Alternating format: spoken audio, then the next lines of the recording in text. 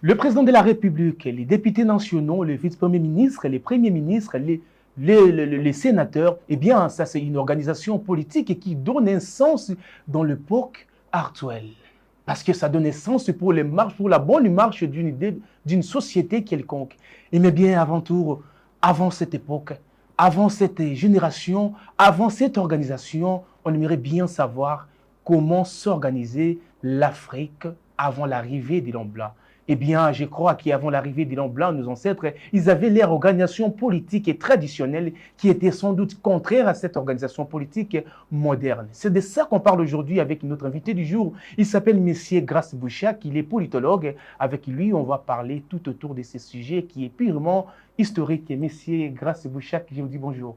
Oui, bonjour, monsieur le journaliste. Bienvenue dans Bilan Historique. Merci beaucoup pour l'opportunité que vous m'avez offerte pour qu'on puisse partager, étant donné que l'émission du bilan historique nous permet aujourd'hui de faire le bilan de l'organisation avant que les colons arrivent. L'organisation politique africaine avant l'arrivée des colons. Avant que les colons arrivent. Et c'est ce que moi, je suis venu ici pour qu'on puisse parler avec vous. Merci beaucoup en qualité de politologue que vous êtes. On estime déjà que vous maîtrisez bien ce que vous voulez dire, ce que vous direz, si vous le dites comme ça, parce que la politique n'est pas seulement celle d'aujourd'hui, l'organisation politique n'est pas seulement celle d'aujourd'hui. Étant donné que vous êtes politologue, nous avons jugé bon d'aller au plus profond de l'histoire pour peut-être mettre en lumière cette politique, cette organisation politique africaine que nos ancêtres s'organisaient avant l'arrivée des Hommes Blancs. Mais avant tout, M. Bouchak, on aimerait bien d'abord comprendre les concepts politiques. C'est quoi la politique? Parce qu'aujourd'hui, surtout au Congo, quand on parle de la politique, on voit les mensonges. On peut d'abord comprendre ce qui est la politique. Bon, merci, monsieur le journaliste, une fois de plus encore pour la parole. Mais ce que je pourrais vous dire ici, il faudrait que je dois dire à nos frères qui nous suivent à cette heure à la maison que la politique n'est pas l'art du mensonge. C'est-à-dire la politique, c'est un concept polysémique dont ici nous pouvons le numérer dans les deux sens, du point de vue maximaliste et du point de vue minimaliste. C'est-à-dire, dans le point de vue maximaliste, la politique, c'est l'organisation d'un pays ou c'est l'organisation d'une société. C'est-à-dire, du point de vue minimaliste, la politique, nous voyons les comportements, les stratégies, les programmes dont les acteurs assument, les acteurs politiques. Vous voyez? Et c'est pour cela, c'est là où se pose un problème. Dans les comportements, dans les stratégies dont les acteurs ont tendance de faire, de mettre. Et ça définit comme si que non, la politique aujourd'hui, c'est l'art des mensonges. Mais or, la politique, ce n'est pas l'art des mensonges. Je viens de le dire, ou d'évoquer ça ici, que non. Les mots politiques, c'est un concept polysémique dont nous venons de l'énumérer. Qui se définit à des sens. Donc, des sens, c'est-à-dire du point de vue maximaliste. Vous avez dit que la politique, c'est minimaliste. Voilà. C'est-à-dire, du point de vue maximaliste, c'est l'organisation. C'est une organisation. L'organisation d'une société ou d'un pays. Aujourd'hui, c'est un pays, nous allons parler du pays. C'est-à-dire, on doit voir comment on peut s'organiser. Comment organiser le pays. Vous voyez? Et non que la politique, c'est l'art des mensonges, donc je vais aller promettre ma base. Non. La politique, c'est l'art d'organisation, comment s'organiser pour que le peuple puisse se retrouver. Voilà, merci beaucoup pour votre définition. D'ailleurs, j'aurais bien, notre sujet est beaucoup plus ancré sur la définition maximaliste. Vous aviez dit que la politique, l'organisation politique, c'est la politique, s'il vous plaît, c'est une organisation dans un territoire donné, dans une entité donnée, dans un étendu donné, que les peuples s'organisent pour les autorités organisent la marche de la population pour qu'il y ait, pour qu'il y ait un ordre en quelque sorte. Voilà, ça c'est très important, mais c'est grâce à Bouchak. Alors, on parla de la politique comme organisation.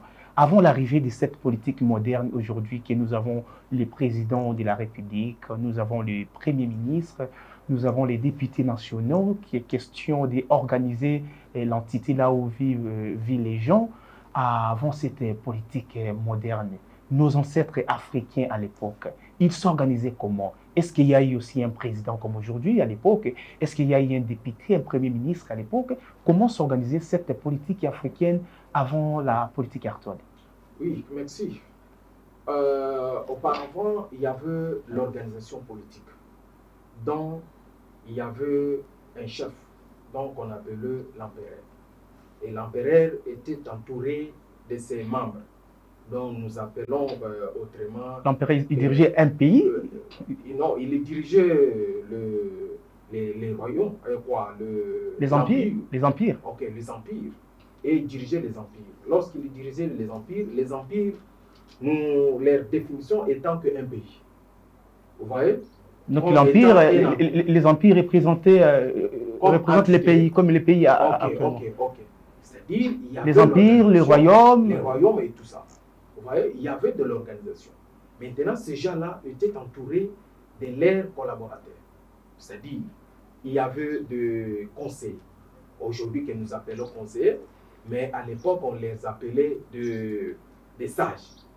Vous voyez, en cas de problème dans un village, en cas de problème au sein de l'empire, là, comment on peut les traiter? Ils avaient l'organisation. Comment ils s'organisaient?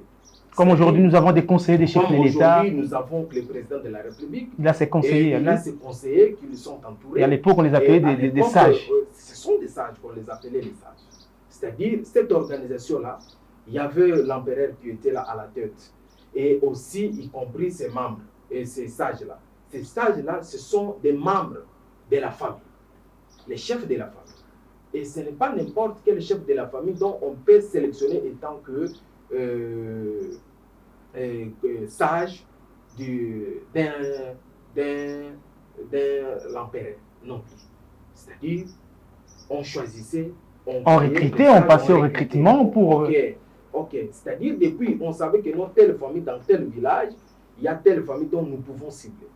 Et donc, on peut prendre un membre de la famille qui est chef pour venir diriger, pour être à côté de notre empereur. Maintenant, il y avait des textes. Donc, on recrutait des sages, ce n'était pas par rapport à leur expérience vécue? Non, non. On pouvait, les sages, on pouvait recruter n'importe qui? Non, on ne pouvait pas recruter n'importe qui. C'est-à-dire selon les descendants. Ils savaient déjà que non, dans telle famille, il faudrait prendre telle personne, donc ils doivent être à côté de notre chef. Parce que ce sont des liens. C'est-à-dire, vous pouvez prendre quelqu'un autre comme ça, vous lui placez là du côté du chef, et automatiquement, le pouvoir ne peut pas s'exercer. Parlons du point de vue démographique. Vous aviez dit qu'à l'époque, ce n'était pas un pays, c'était plutôt les empires. Il y a eu des empires ou un empire pour un continent. J'aimerais bien comprendre. Aujourd'hui, on a un continent Afrique, il y a 54 pays. Et à l'époque, c'était comment? Il n'y en avait pas des continents. Dans l'ensemble, c'était des empires. Est-ce que c'est un continent qui est composé des empires? Bon, écoutez, monsieur le journaliste, à l'époque, il y avait les empires, comme je viens de le dire, bien entendu. Et les royaumes aussi, vous avez dit. Et les royaumes aussi. Donc, à la tête, il y avait un chef. Les chefs, donc, nous appelons aujourd'hui l'empereur ou les rois. C'est-à-dire, l'Afrique existait. Mais ça n'existait pas comme les colons aujourd'hui sont venus avec l'administration actuelle, donc de partager que non, dans c'était le pays. Donc l'Afrique vivait dans l'unité, dans l'ensemble. Et l'Afrique vivait dans l'unité. Vous voyez, l'Afrique vivait dans l'unité, mais avec chaque empire, empire avec leur organisation. C'est-à-dire, c'est organisé de leur manière. Mais nous sommes tous en Afrique. Mais lorsque les colons sont arrivés, ils ont procédé au découpage. Et non, voilà, tel territoire, c'est la République, tel territoire, c'est la Guinée, tel territoire. Et vous voyez comment les colons ont procédé avec l'administration. C'est comme ça. Mais je vous rappelle que à l'époque, nos ancêtres s'organisaient mieux, plus que ce que nous avons subi aujourd'hui. Et vous voyez la raison pour laquelle... Donc l'organisation politique de nos ancêtres était beaucoup plus organisée qu'aujourd'hui. Mieux organisée que les nôtres aujourd'hui. Comment en fait s'organiser l'unité du président? Non, à l'époque, vous avez dit c'est empereur, roi. Ok. C'est-à-dire les empereurs étaient là.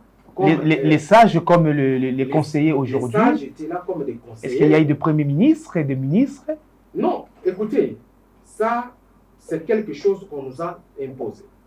Mais à l'époque, il n'y avait pas de Premier ministre. Vous voyez, si vous regardez bien, même dans nos villages natals, il n'y a qu'un chef du village qui est là. Il a ses collaborateurs que nous appelons aujourd'hui, il y a des Bitembangu, les messieurs qui détiennent des caisses et tout ça. Vous voyez? Mais lorsque les colons sont arrivés, ils nous ont emmené leurs histoires du Premier ministre, le président et tout ça.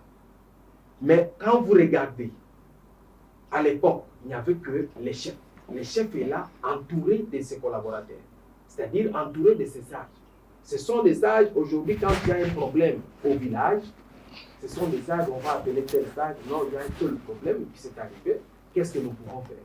Et ils sont en connexion avec les anciens pour qu'on trouve la solution à cela. Eh bien, ce sujet, il est vraiment très vaste parce qu'une organisation politique, il y a beaucoup de secteurs, comme on dit, des ministères aujourd'hui. Il y a le ministère de la justice, de l'économie, voilà, des pouvoirs législatifs, judiciaires, exécutifs, tout ça, question de mieux organiser un pays. Alors, à l'époque, je vais prendre secteur par secteur. Est-ce que dans les sens dans les domaines de la justice, par exemple, dans les domaines de la justice, comment les ancêtres procéder à des faits de la justice? Oui. La justice, c'était comment? Moi, je vais dire que non. Parce qu'on dit qu'une nation sans justice, c'est une nation morte. Il y avait la justice. Ça s'organisait comment? Ça s'est pratiqué comment? Ce n'est pas comme la justice que nous avons aujourd'hui. Ça, c'est différent. La justice de nos ancêtres, il y avait des sanctions. Vous voyez? Déjà, est-ce qu'il y en avait des pouvoirs? Parce qu'on a 3 pouvoirs. On a le législatif, le judiciaire et exécutif. À l'époque, c'était le cas aussi? Bon, à l'époque, comme je viens de le dire, bien entendu, qu'il y avait... Où tout revenait seulement au chef lui-même. En quelque sorte, on peut dire qu'il y en avait qui est le pouvoir exécutif. Okay. Non, donc c'est lui qui... Non. C'était la dictature alors? Non. Si que c'était le pouvoir revenu que le chef, parce que nous ne pouvons pas compter leurs conseillers. Ah, parce qu'il y a eu des sages. Parce qu'il y avait aussi des sages, qu'aujourd'hui nous appelons les conseillers. Ces sages-là, ce sont eux qui donnaient, qui dictaient, qui disaient au roi, avant que les chefs prennent des décisions concernant la situation qui s'est posée dans son entité, il doit d'abord consulter ces sages-là pour lui dire, non, chef, ici, comme tel cas est arrivé, voilà comment nous pouvons faire pour que nous trouvions la solution dans ces cas. Vous voyez? Comment marchait la justice à l'époque, comme j'ai posé la question? Je suis en train d'expliquer. La justice marchait comment? Il y avait des lois, aujourd'hui nous appelons que des textes. Il y a eu aussi la Constitution qui... Bon, à l'époque, il n'y avait pas des écrits, mais... Il n'y avait pas d'écrits, oui. Mais il y avait des lois, donc ce qui est dit doit être respecté. Donc, voilà, dans notre entité, voilà ce que nous allons faire, on va faire ça. Celui qui n'obéira pas à ça, voilà ce qu'il va subir comme punition. C'est-à-dire des punitions là-bas, ou des conséquences, c'était lorsque vous violez. Est-ce que ce n'était pas compliqué d'avoir des faits sans écrit? Parce que déjà, lorsqu'il y a la justice, il y a des lois, mais c'est écrit nulle part. Est-ce que ce n'est pas compliqué pour les gens de cette époque-là de respecter ces lois, d'obéir à ces lois? Non, ce n'était pas compliqué. Dites-moi aujourd'hui, nous avons la Constitution, tous nous se référons à ça. Est-ce qu'ils les respectent? Nous n'arriverons pas à respecter la Constitution. Mais auparavant, on parlait seulement en bouche en oreille, mais ces gens-là respectaient ces lois-là. Parce que le roi lui-même respectait. Au cas contraire, vous êtes sanctionné par les ancêtres. Vous voyez, lorsqu'on dit, vous n'allez pas, une femme ne peut pas se promener avec les pantalons. Vous se promenez avec un pantalon, automatiquement, le roi va autoriser que non, il faudrait arrêter la femme là. Ou si on ne vous arrête pas, on va vous envoyer la maladie. Et pour que cela cesse, il faudrait que tu laisses ces habitudes-là. Mais c'était mieux qu'aujourd'hui. Aujourd'hui, nous avons la Constitution qu'on a eu à écrire. Est-ce que nous la respectons? Dites-moi, nous la respectons? Nous ne la respectons pas. Pour moi, je constate que c'est que le pouvoir ou la Constitution que nous avons aujourd'hui, on allait tenir compte de la manière dont on exerçait le pouvoir par nos ancêtres. Et c'est là on allait réussir. Qu'est-ce qui était le fondement de cette obéissance, malgré le fait que, des choses n'étaient pas par écrit, c'est parlé comme ça, de bouche à l'oreille? Qu'est-ce qui était le fondement ou bien l'influence qui faisait que les fondements de la population indigène puisse respecter ces lois? C'est-à-dire la population était déjà alertée. Quand on refuse quelque chose dans le village, donc lorsque vous-même vous allez le faire par la tête qui va vous envoyer que non, je vais le faire, automatiquement, de punition, c'était quoi? C'est-à-dire, c'est la maladie. Il n'y en avait pas des prisons, non, pas des prisons? Non, il y avait un peu de prison, mais beaucoup plus de sanctions, c'était des maladies. Maladies? Oui. Mais c'est bizarre. Non, ce n'est pas bizarre. Pour punir sévèrement les gens. Ouais, parce que la personne là, si aujourd'hui, lorsque vous êtes tombé malade, et tu sais très bien que non, je suis malade aujourd'hui, parce que il y avait telle loi qu'on avait dit, il ne faut pas faire, mais moi j'ai fait ça. Mais dans ces cas, je dirais, la justice de l'époque, c'était méchant, parce qu'aujourd'hui, si on punit les gens, même si on condamnait les gens, c'est pour recadrer. Ce n'était pas méchant, c'était bon. Aujourd'hui, vous voyez vous-même comment la justice actuelle est en train de... Aujourd'hui, on discipline. Si on vous condamne aujourd'hui, c'est pour vous donner une leçon, mais ce n'est pas pour vous tuer. On condamne. Nous avons plusieurs exemples. Mais l'idée, ce n'est pas de tuer quelqu'un aujourd'hui. S'il y a une infraction qui est commise, on va justement juste discipliner quelqu'un qui a commis. On ne tuait pas, mais c'était une sorte de discipliner la personne. Vous êtes malade. J'étais une maladie, la personne peut mourir. Vous êtes privé de votre liberté, vous restez à la maison. Et jusqu'à tel point que vous allez dire non, voilà, j'avais commis tel péché, voilà. Maintenant, on va appeler des sages qui sont autour de ces chefs-là. Et maintenant, ils vont venir, vous allez dire non, voilà, c'était moi, voilà, il faudrait que vous me pardonnez. Maintenant, ils vont te dire, monsieur, à la prochaine, il ne faut pas encore reprendre ça. Une fois que vous êtes acquitté, vous êtes guéri directement. Vous êtes guéri. Et la maladie disparaît. Et c'est comme ça que la justice existait. Et c'est une bonne manière dont on peut encore appliquer cela. Mais malheureusement, on a totalement, quasiment perdu notre valeur. Mais comment l'Afrique a pu faire face au changement de l'organisation politique lorsque l'organisation politique moderne est arrivée? Ces changements, est-ce que ça n'a pas bougé l'Afrique entière? Oui, ça veut bouger l'Afrique entière, mais il faudrait savoir que... Parce qu'il faudrait que, lorsque les colons sont venus, il faudrait d'abord apprendre et comprendre la politique traditionnelle pour peut-être la changer. Bon, vous savez, lorsque les colons sont venus, ils devraient suivre ce que nos ancêtres pratiquaient, comme la politique. Mais lorsqu'ils sont venus, ils ont tout changé. C'est-à-dire notre pouvoir. Comment ils ont arrivé à changer? Parce que cette politique, cette organisation était tellement ancrée. Parce qu'ils voyaient que si nous laissons, à l'époque on nous appelait des macaques. Si on laisse des macaques comme ça, ils ont quelque chose de puissant dont nous n'allons pas arriver à les diriger. Il faudrait que, qu'est-ce que nous pouvons faire pour qu'on change ça? Il faudrait qu'on va d'abord changer les modes de leurs dirigeants. C'est-à-dire, le pouvoir ne peut pas encore s'exercer comme elle s'exerçait auparavant. Il faudrait qu'il y ait un président, un premier ministre, et tout ça. Ils ont fait ça comme ça. Mais lorsqu'ils ont constaté que de l'autre côté, ils sont toujours puissants, ils ont utilisé ce que nous appelons aujourd'hui l'instrument que nous appelons l'Église. À l'époque, il y avait des missionnaires.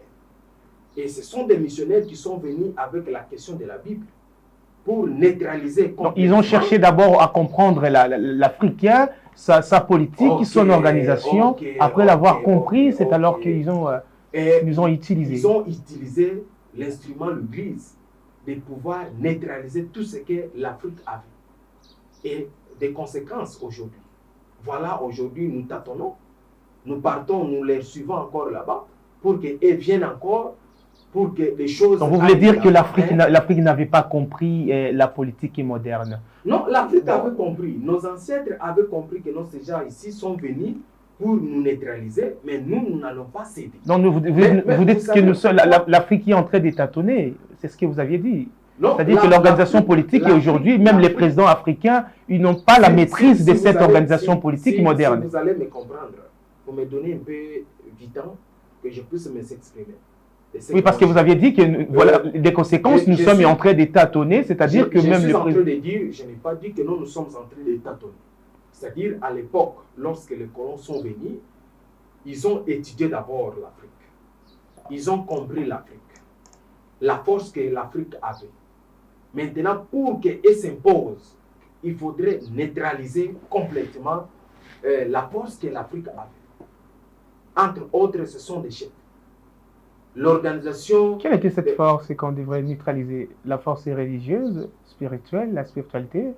Nous aussi, on invoquait, vous êtes malade, vous appelez vos ancêtres et ils répondent immédiatement. Si vous avez des difficultés, vous invoquez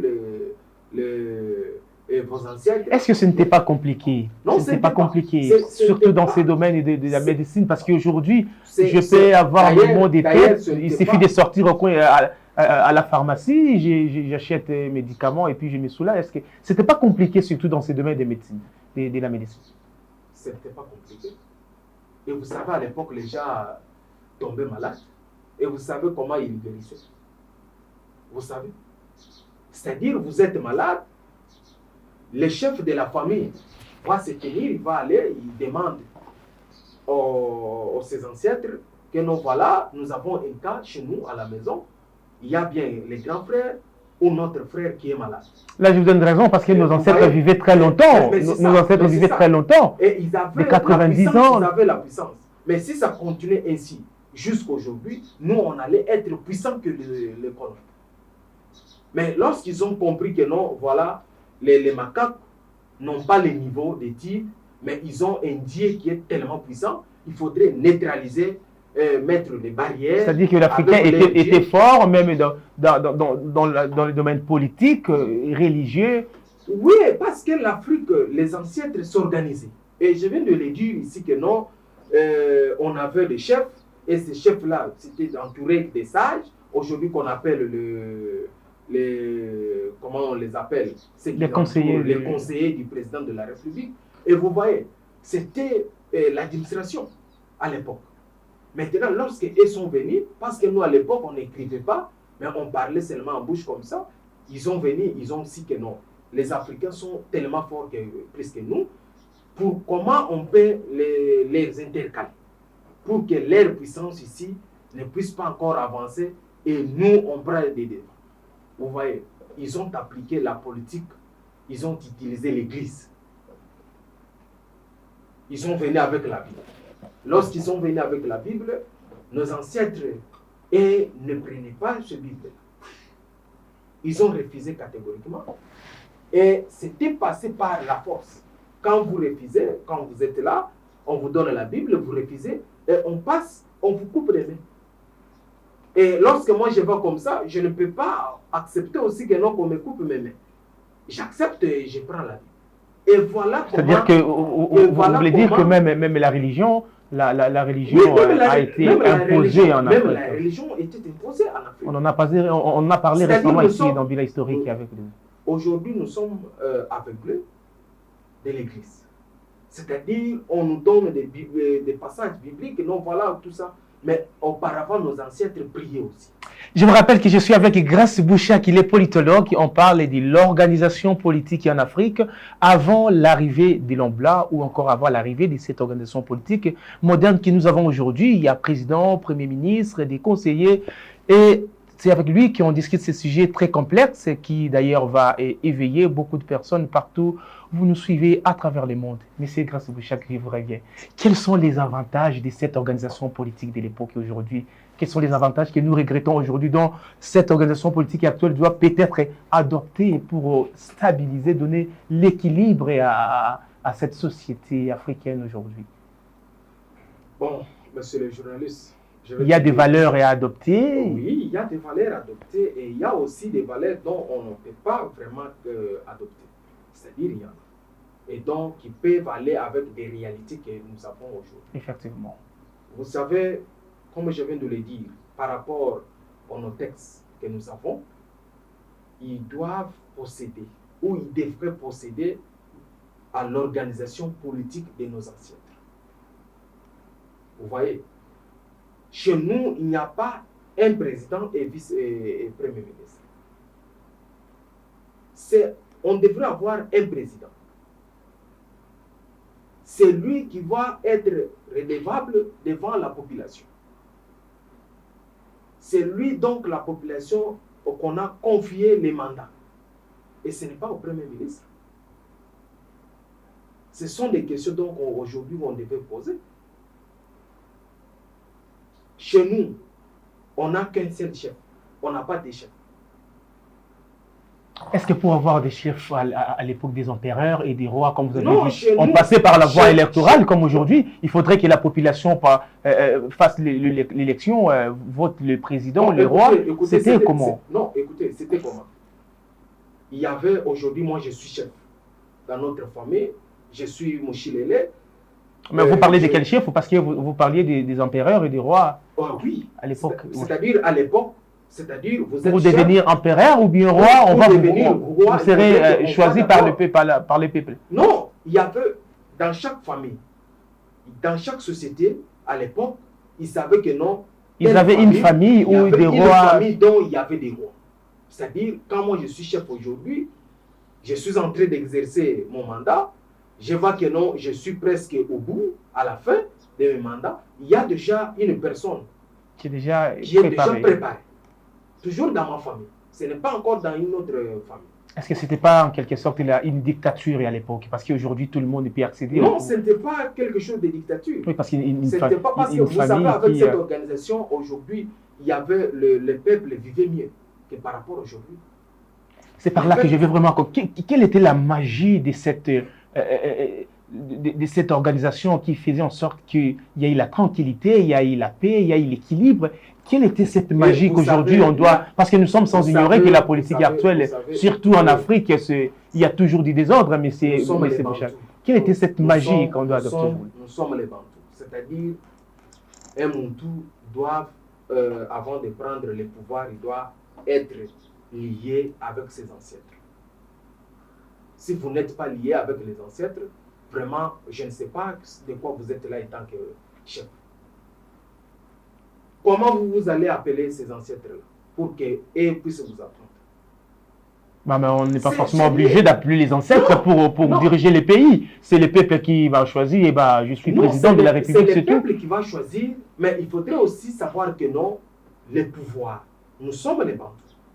Nous sommes les Bantous. Le pouvoir Moutou a été toujours lié de ses ancêtres. Par exemple, aujourd'hui, nous avons des problèmes. Vous allez là-bas, vous allez évoquer, vous allez appeler les ancêtres en leur demandant, voilà, nous avons telle difficulté. Comment nous pouvons résoudre les difficultés que nous avons? C'est ça les problèmes que la politique actuelle doit peut-être adopter de cette ancienne politique. Oui. C'est-à-dire remettre encore les liens avec ses ancêtres. Les liens avec les ancêtres, aujourd'hui, on a complètement perdu les liens là, avec nos ancêtres.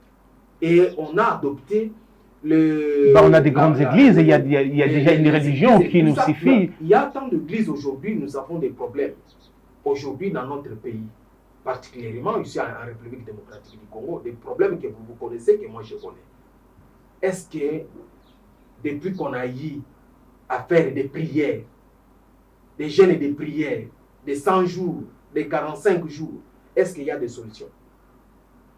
Mais je vous rappelle qu'à l'époque, un empereur, lorsqu'il constate que non, il y a un problème chez lui, comme il était lié de ses ancêtres, il va les appeler, il va recourir directement là-bas en leur demandant... Mais l'homme blanc, lorsqu'il nous a appris la nouvelle politique moderne, il ne nous a pas laissé seul, il nous a mis la religion à côté, il y a le christianisme qui est venu. D'ailleurs, on a des églises, monsieur. Mon cher, monsieur le journaliste, écoutez, ce que vous dites là, moi je le dirais que non, c'est faux et archi faux, quand vous citez les églises.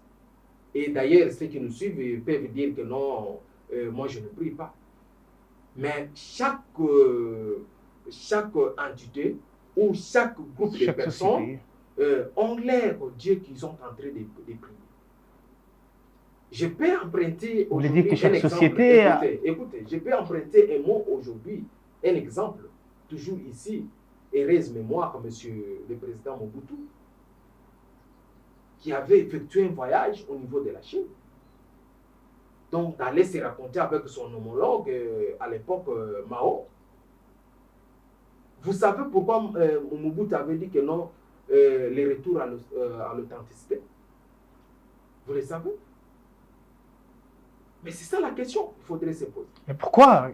C'était quoi? Parce que Mobutu, lorsque Mobutu séjournait au niveau de la Chine, il avait vu son homologue partir prier.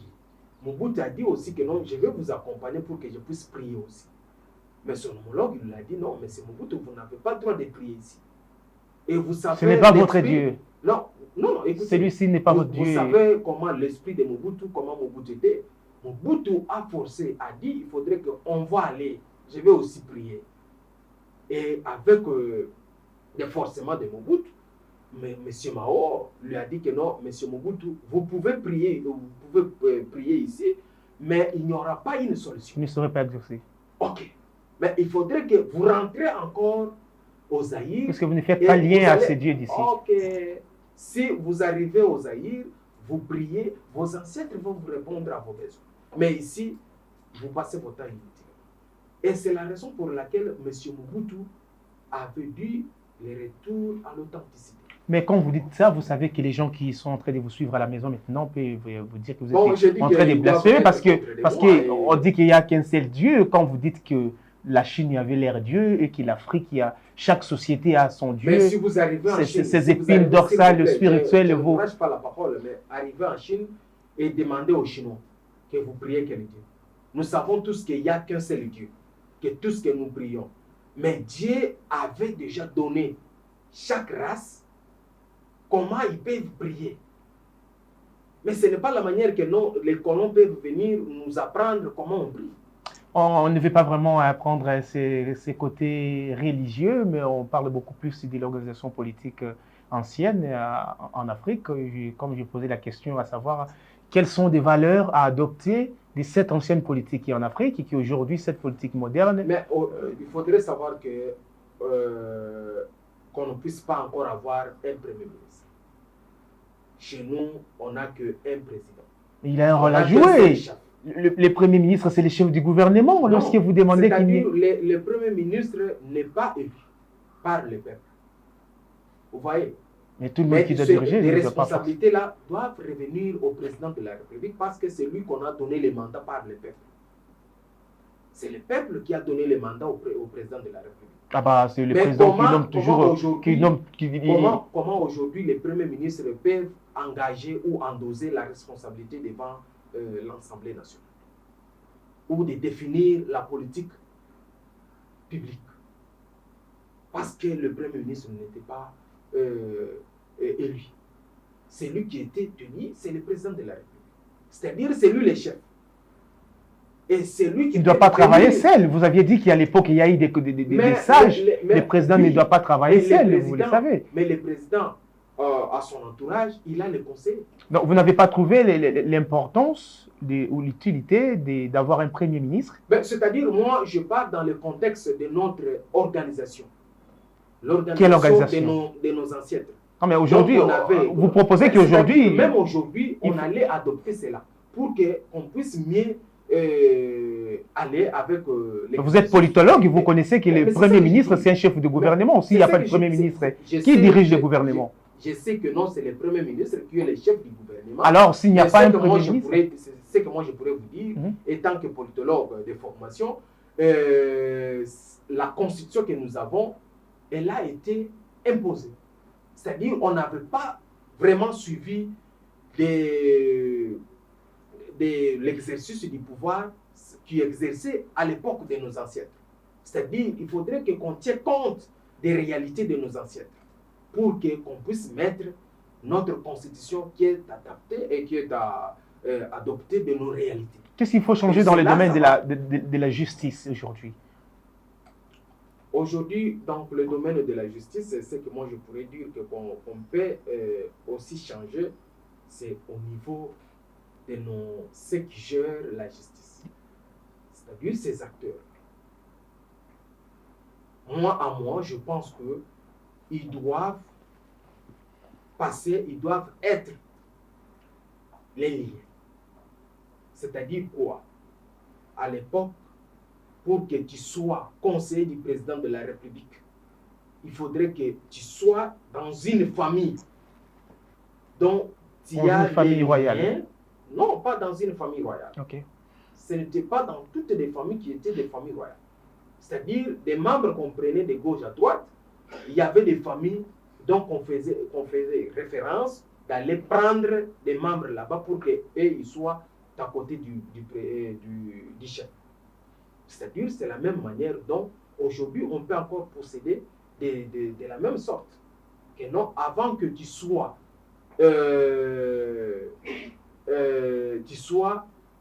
par exemple, le conseiller du président de la République, il faudrait qu'on puisse d'abord t'examiner. Est-ce que tu es un notaire? Est-ce que... Parce qu'aujourd'hui, on nous prend même des Rwandais. On les met là, que non, ce sont des conseils. Quels sont les conseils dont ils doivent produire là-bas? Merci beaucoup, M. Grace Bouchek. On avance. Non, on avance petit à petit. Je ne vous interromps pas, on avance, mais moi, je voulais juste soulever quelque chose. Il faudrait prendre les autochtones, c'est-à-dire ceux qui ont du sang congolais, qui doivent être entourés du président de la République parce que leurs sangs sont liés directement avec nos ancêtres. On a aujourd'hui un président congolais. Les présidents... mais c'est ce que je dis, il est président, il est congolais, mais ceux qui l'ont entouré.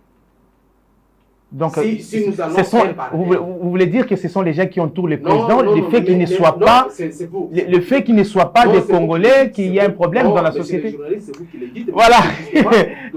Des précisions que non. Voilà. J'ai encore une question. J'ai encore une question là-dessus. Ceux qui sont entourés du président de la République. J'ai encore une question là-dessus. Vous aviez dit que des personnes, un Congolais du sang. Merci parce beaucoup. Que les sangs sont liés voilà. avec les anciens. Merci beaucoup. On avance petit à petit vers la fin de cette émission. Vous aviez récemment soulevé que l'organisation politique moderne aujourd'hui, c'est des troubles, c'est du désordre, c'est déséquilibre. Et c'est du tâtonnement, c'est ce que vous aviez dit, alors qu'à l'époque, cette organisation traditionnelle, c'était stable et équilibré.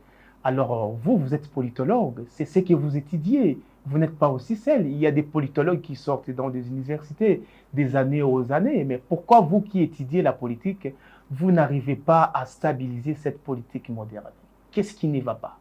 Est-ce que vous êtes mal enseigné ou bien vous avez mal compris la politique moderne? On finit avec cette question et puis on va terminer à la fin. Oui, merci, monsieur le journaliste. D'ailleurs, je dirais que c'est une question très, très pertinente. À mon niveau, je dois essayer de la répondre. Vous savez, aujourd'hui, avec la politique moderne, il y a une façon dont moi je dis aujourd'hui de l'organisation politique, on n'avait pas vraiment totalement suivi de ce que nos ancêtres faisaient. Et si nous arrivons dans des tâtonnements, parce que c'est quelque chose qui nous ont été imposés. Mais vous avez étudié, nos ancêtres, soi-disant, ils étaient des analphabètes, ils n'ont pas étudié. Vous qui étudiez, vous qui prétendez que c'est l'évolution, la nouvelle technologie, il y a l'avancement. Donc, vous devez assurer les changements dans sa plénitude, messieurs les politologues. Écoutez, apparemment, la politique moderne, elle est toujours faible. Monsieur le journaliste, c'est-à-dire, vous voulez me dire que non, aujourd'hui, nous sommes dans la mondialisation, il faudrait s'adapter à tout. On doit s'adapter nos histoires que nos ancêtres faisaient. Aujourd'hui, on allait les faire, comme vous le dites, souvent que non, c'est une mondialisation. C'est ça. Mais on a oublié complètement ce que nos ancêtres faisaient. Mais nous avons aussi à adopter ce que les colons nous ont amené. Donc vous aviez compris que quelles que soient les études qu'on peut faire, on peut bon faire les études, mais c'est que nos ancêtres ont fait. On va recourir de ce que nos ancêtres faisaient. Et c'est à nous qu'on devrait dire que non, voilà, les ancêtres s'exerçaient comme ça. Voilà ce que nous, on peut faire, on peut changer, on peut modifier. Et c'est la même manière. La politique que non, les colons viennent avec, c'est la même politique que non, leurs ancêtres pratiquaient. Et aujourd'hui, ils se sont mis ensemble pour réfléchir comment on peut améliorer la politique de nos ancêtres. Et ils viennent encore avec ça. Et nous aussi, on va adopter à la politique là. Non, ce n'est pas Merci ça. beaucoup. Nous Merci. aussi, on doit s'adopter de la politique de nos ancêtres. Merci et c'est ça qui complique aujourd'hui nos dirigeants. Merci Et beaucoup. vous voyez aujourd'hui nos présidents africains. C'est ce qui vous complique aussi, parce qu'un dirigeant, c'est quelqu'un qui est seulement nommé, mais vous qui étudiez la politique, c'est-à-dire c'est vous qui étudiez l'organisation, c'est ce qui vous complique. Ils ne sont pas nommés, mais plutôt ils sont élus. Merci beaucoup. Ils sont élus, voilà. Parce que comme le peuple est titulaire du pouvoir, il dit non, je donne à monsieur Ramazani le pouvoir pour qu'il soit en tête de nous, pour qu'il puisse définir nos difficultés, nous satisfaire nos besoins. Mais une fois qu'on vous donne, mais il y a des réalités, donc vous allez trouver là. Quel est votre dernier mot? Vous dites que la politique est moderne, cette organisation de la politique moderne, ça va s'améliorer, surtout en Afrique. Il y a toujours des massacres, il y a des guerres, il y a l'économie qui n'est pas stable, il y a des problèmes de jour au lendemain en Afrique. Qu'est-ce qui vous rassure à cette population africaine en général avec cette nouvelle organisation de la politique moderne? Est-ce que les choses vont changer et il faut mieux étudier encore et encore, ou bien il faut recourir aux anciennes organisations politiques de nos ancêtres?